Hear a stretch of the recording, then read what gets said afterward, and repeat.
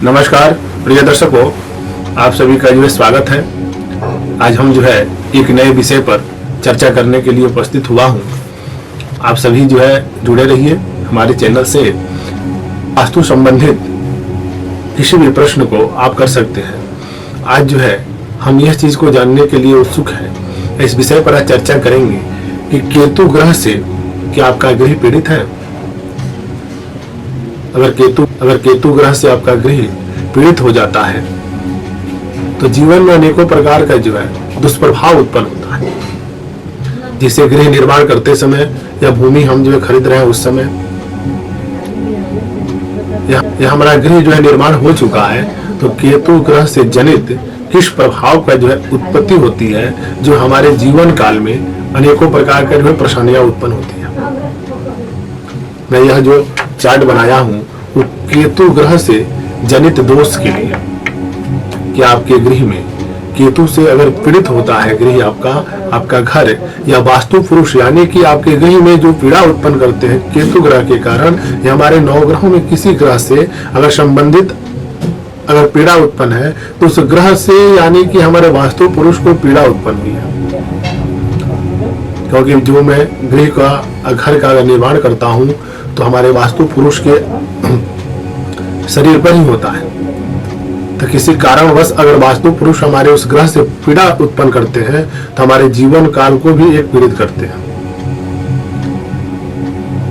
आइए हम जानते हैं कि वास्तु पुरुष हमारे अगर केतु ग्रह से पीड़ित है तो क्या चीज की उत्पत्ति होती है। आइए हम जानते हैं कि वास्तु पुरुष हमारे अगर केतु ग्रह से पीड़ित है तो क्या चीज की उत्पत्ति होती है हमारे गृह में, और किस तरह का परेशानियां उत्पन्न करते हैं। तो हमारे केतु ग्रह का जो कारक होता है नैऋत्य दिशा होता है, पश्चिम एवं दक्षिण का जो कोण होता है वो केतु ग्रह का स्थान माना गया है। अब केतु ग्रह का दृष्टि बृहस्पति के पास यानी कि ईशान कोण में पड़ता है। ईशान का जो स्वामी होते हैं, ईशान का जो मालिक होते हैं हमारे बृहस्पति देव होते हैं, इसीलिए वहां पर देवताओं का स्थान एवं पूजन करने के लिए स्थान बताया जाता है कि हमारे गृह में पूजा करने का स्थान ईशान कोण होता है, यानी पूर्व और उत्तर का जो कोण होता है ईशान कोण होता है। इसको देव स्थान माना गया है क्योंकि देवता को कभी पीड़ा उत्पन्न नहीं होनी चाहिए। अगर देवता हमारे किसी ग्रह से पापी ग्रह से अगर पीड़ा उत्पन्न करते हैं तो गृह में रहने वाले व्यक्ति को भी एक पीड़ा उत्पन्न होती है। अगर देवता हमारे किसी ग्रह से पापी ग्रह से अगर पीड़ा उत्पन्न करते हैं तो गृह में रहने वाले व्यक्ति को भी एक पीड़ा उत्पन्न होती है। क्या आपका गृह आपका घर किस ग्रह से पीड़ित है आप इसको जान सकते हैं, यानी कि निर्जीव कुंडली के माध्यम से आप यह जाने कि आपके कुंडली में आपके गृह में कौन से ग्रह से आप पीड़ित चल रहे हैं। तो अगर आपके गृह में केतु ग्रह से अगर आपका गृह पीड़ित हो चुका है तो यानी कि बृहस्पति को भी वो पीड़ा उत्पन्न कर दिया है, वास्तु पुरुष को भी पीड़ित किया हुआ है। इसी के कारण हमको इस चीज की परेशानियां होती है। केतु ग्रह जो हमारे होते हैं, केतु जो होते हैं एक अग्नि तत्व का उनको प्रधानता दिया गया है। केतु हमारे अग्नि तत्व का स्वामी होते हैं। तो केतु का मूलतः एक लक्षण होता है उसका सर, यानी कि सर का मालिक होते हैं केतु हमारे।